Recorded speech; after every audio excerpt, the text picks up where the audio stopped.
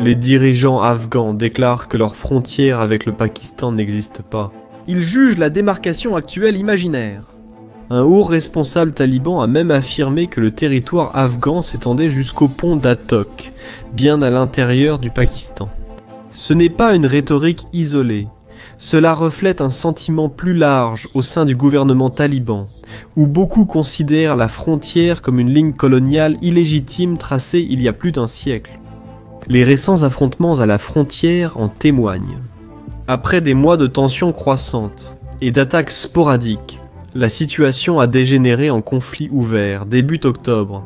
Les deux camps ont échangé tirs d'artillerie, coups de feu et frappes aériennes, s'accusant mutuellement d'avoir déclenché les hostilités. Le moment ne pourrait pas être pire. Depuis 2025, plus de 2 millions de réfugiés afghans ont été expulsés d'Iran et du Pakistan, certaines estimations portant le total à près de 3,4 millions. Les Nations Unies ont averti que ce retour massif aggrave l'instabilité dans un pays déjà paralysé par l'effondrement économique, les pénuries alimentaires et une gouvernance faible. Un conflit renouvelé en Afghanistan ne resterait pas contenu. Ces ondes de choc atteindraient inévitablement toute la région. L'histoire nous offre un avertissement sombre. Depuis des siècles, l'Afghanistan a défait les empires venus le conquérir. Pourtant aujourd'hui, en poursuivant les fantômes d'une gloire perdue, il risque de les rejoindre dans la même terre. Depuis qu'ils ont pris le contrôle de l'Afghanistan en août 2021, les talibans ont permis à des groupes militants d'opérer librement sur leur territoire. Bien que les talibans eux-mêmes n'aient pas mené de grandes attaques en dehors du territoire afghan, ils ont offert refuge et soutien à des cellules terroristes qui s'appuient la sécurité régionale, notamment au détriment du Pakistan. L'un de ces groupes est le Tehrik-e-Taliban Pakistan, ou Tehrik-e-Taliban Pakistan en abrégé, qui est une organisation militante anti-pakistanaise, avec d'importantes revendications territoriales. Les talibans afghans soutiendraient le Tehrik-e-Taliban Pakistan avec des armes, de l'entraînement et des refuges sûrs, en particulier dans les provinces orientales de Kunar et Nangarhar. Les talibans nient toute implication, mais plusieurs de leurs dirigeants ont des liens étroits avec les militants du Tehrik-e-Taliban Pakistan, et des chefs du Tehrik-e-Taliban Pakistan ont participé à des événements officiels à Kaboul. En conséquence, le Pakistan accuse le gouvernement taliban de ne pas parvenir à contenir le Tehrik-e-Taliban Pakistan, voire de le soutenir ouvertement. Cette accusation, cependant, est liée à un grief beaucoup plus ancien, qui remonte à la ligne du rang. Tracée en 1893 par l'Empire britannique, la ligne du rang a divisé les communautés pashtunes entre l'Afghanistan et ce qui est devenu plus tard le Pakistan. La ligne elle-même était basée sur la portée des fusils britanniques, et non sur l'endroit où les gens vivaient là réellement. On a accordé peu ou pas d'attention à la géographie, à l'histoire ou aux réalités du terrain. Pour les habitants, l'accord fut une catastrophe. Il a divisé des communautés qui avaient coexisté pendant des siècles. Le peuple pashtun a été particulièrement touché. La nouvelle frontière a divisé leurs villes et cités. Même aujourd'hui, 132 ans plus tard, les gouvernements afghans successifs continuent de rejeter la ligne du rang. Ce n'est pourtant pas surprenant. Près de 3 fois plus de Pashtuns ethniques vivent au Pakistan qu'en Afghanistan, ce qui a toujours alimenté de forts sentiments irrédentistes à Kaboul. Ainsi, alors qu'Islamabad considère la ligne du rang comme une frontière internationale reconnue, Kaboul et, par extension, le Tehrik-e-Taliban Pakistan la considère comme illégitime. L'objectif autoproclamé du Tehrik-e-Taliban Pakistan est donc de semer l'instabilité et de saper l'autorité du Pakistan au Khyber Pakhtunkhwa et dans certaines parties du Baloutchistan, puis de faire en sorte que ces régions rejoignent l'Afghanistan. Voici la carte fréquemment liée à cette revendication. Un Afghanistan qui borde le fleuve Indus au pont d'Attock et serpente le long du fleuve jusqu'à la mer. Elle englobe tous les territoires pashtuns ethniques, et même plus. Il y a bien sûr une planification stratégique derrière cette revendication territoriale. Si un gouvernement afghan parvenait un jour à unir le peuple pashtun en une seule entité politique, la domination pashtun, qui représente actuellement environ 40% de la population afghane, deviendrait encore plus forte. De plus, Le contrôle du Baloutchistan, qui est peu peuplé, donnerait à l'Afghanistan un accès à la mer. Ces deux objectifs, devenir une majorité ethnique et échapper à l'isolement d'un pays enclavé, pourraient-ils constituer la base d'un État afghan moderne et centralisé? C'est une vision qui a été partagée par tous les gouvernements afghans, anciens et nouveaux, y compris les talibans et le Tehrik-e-Taliban Pakistan.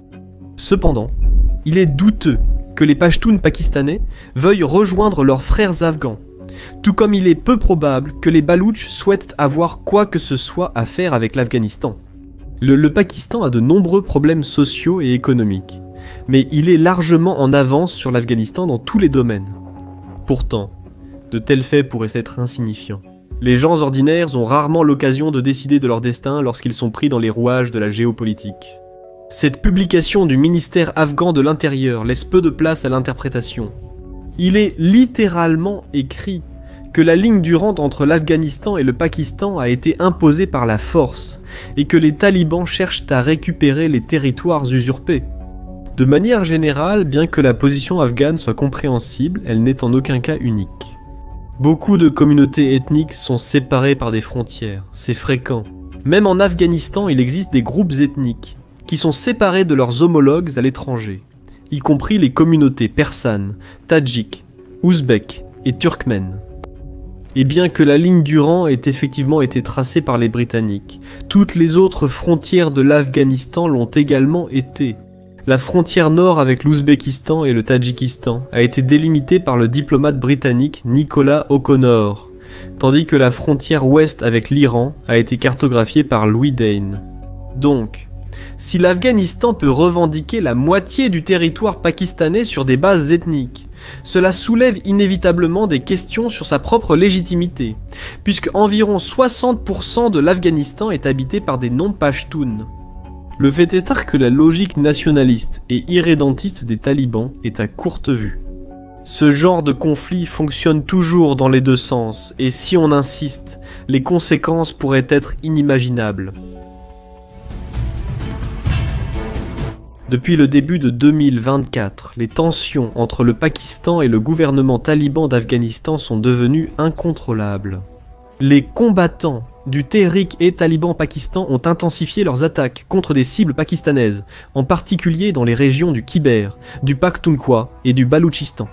À titre de comparaison, plus de 2600 membres des forces de sécurité pakistanaises ont été tués au cours des 4 dernières années. Les médias dans cette partie du monde sont strictement contrôlés. Il est donc presque impossible de vérifier certains détails de manière indépendante. Mais nous savons ce qui suit. En mars 2024, le Pakistan a lancé des frappes aériennes contre des cachettes présumées du Tehrik-e-Taliban de Pakistan à l'intérieur de l'Afghanistan, ce qui a poussé Kaboul à dénoncer ces raids comme une violation de la souveraineté. Quelques mois plus tard, en septembre, de nouveaux affrontements ont éclaté lorsque les gardes-frontières talibans afghans ont échangé des tirs avec les forces pakistanaises près de Kuram et de Khost. En décembre 2024, les frappes pakistanaises à Paktika ont de nouveau visé des camps du Tehrik-e-Taliban de Pakistan, tuant des civils et suscitant de vives protestations de la part de Kaboul.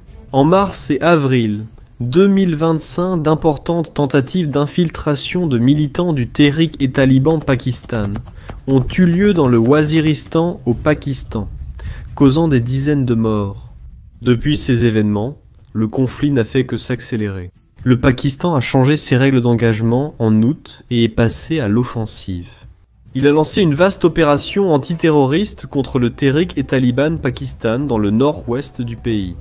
Cette opération est toujours en cours à l'heure où nous parlons, et cela souligne qu'Islamabad est désormais à un point de bascule, où il estime n'avoir d'autre choix que de prendre des mesures unilatérales contre le Tehrik-e-Taliban Pakistan. Depuis lors, les hostilités n'ont cessé de s'intensifier. Le 9 octobre, des militants du Tehrik-e-Taliban Pakistan ont attaqué des paramilitaires pakistanais, tuant 11 personnes. Le lendemain, le Pakistan a riposté par des frappes aériennes à Kaboul et sur d'autres positions afghanes, où l'on pensait que des hauts dirigeants du Tehrik-e-Taliban Pakistan se cachaient. En représailles, les forces talibanes afghanes, et non le Tehrik-e-Taliban Pakistan, ont attaqué des postes frontières pakistanais le long de la ligne du rang.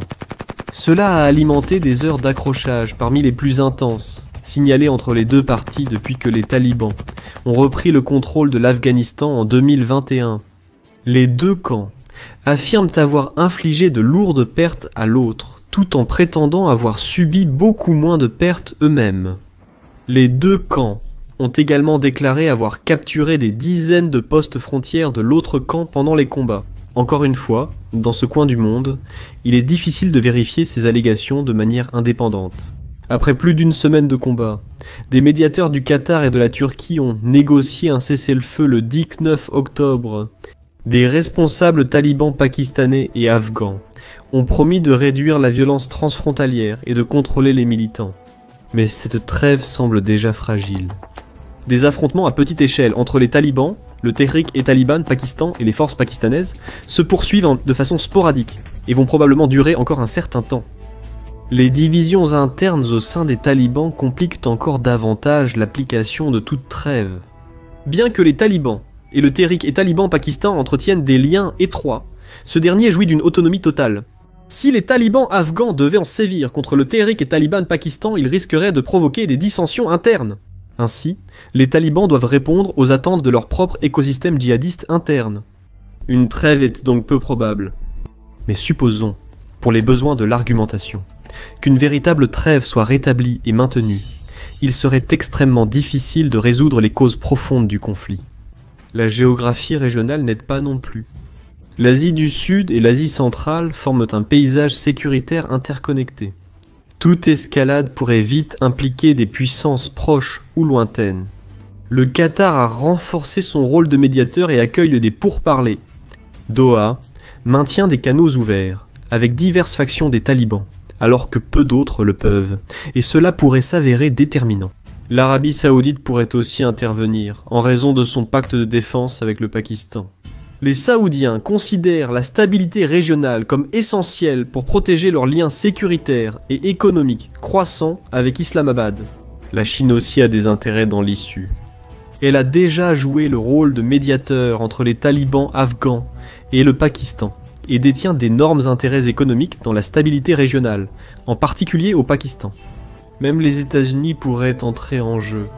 Donald Trump a exprimé son intérêt pour la base aérienne de Bagram, et l'ouverture du Pakistan vers Washington pourrait ouvrir la voie à une implication américaine, bien que cela s'accompagnerait de coûts élevés et de risques sécuritaires. L'Inde, quant à elle, pourrait voir une opportunité dans le chaos.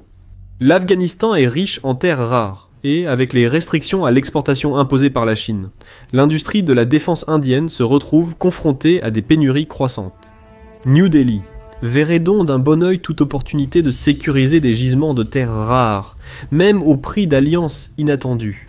Fait intéressant. La carte réimaginée de l'Afghanistan par les talibans, où la frontière s'étend jusqu'à l'Indus, laisse complètement la région contestée du Cachemire entre les mains de l'Inde. Cela suggère une manœuvre stratégique plus vaste, dans laquelle l'Inde et l'Afghanistan s'associent pour faire pression sur le Pakistan des deux côtés.